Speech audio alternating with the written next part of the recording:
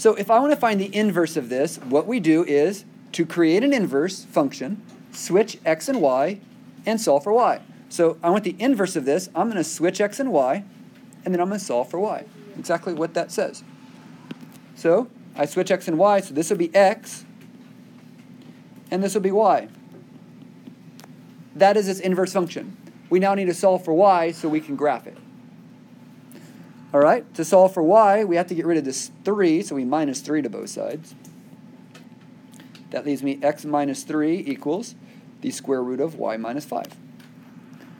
Next, to get rid of a square root, I must square it. But you got to do it to both sides.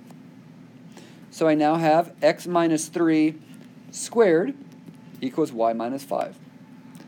Okay, now to get rid of that minus 5, I add 5 to both sides. So I now have my inverse. It's y equals x minus 3 squared plus 5. This is the inverse function of that.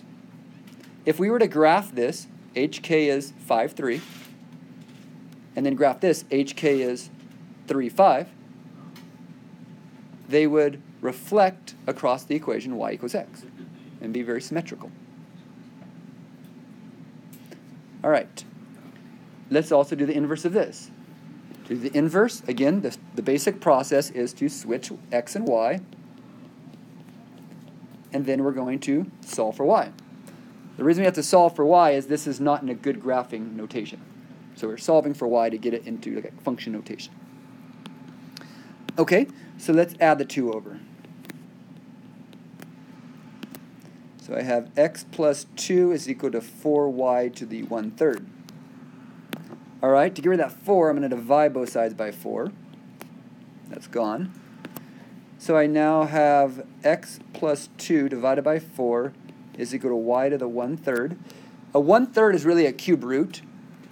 And to get rid of a cube root, we're going to cube both sides. So my answer is going to be, or my inverse is going to be y equals x plus 2 divided by 4 cubed. Now, there's a better way of writing that. That is one way to write it. There's a better way that uses h and k. And let's see if you can see it. Y equals, oops, let me just take that back, 1 over 64 x plus 2 cubed. That is a better way to write it. Now you might wonder, what the heck did you do? Well, if I'm cubing, aren't I really cubing top and bottom? And so if I cube the top, won't I be left with this? If I cube the bottom, won't I be left with 64 on the bottom? Which I could pull out as 1 over 64. Which, isn't this your a value? Isn't that a major shrink on a cubic with an hk of negative 2, 0? That's a better format. This doesn't make much sense for graphing. You're like, I don't know what that is. But this, I could kind of understand. The inverse of this, when graphed, will give you this. The inverse of this will give you that. A cube root always has an inverse of a cube. A cube's inverse always has an inverse of a cube root. A square root's inverse will always be squared. A squared's inverse will always be a cube root. Oh, I said that right. A squared's will always be a square root.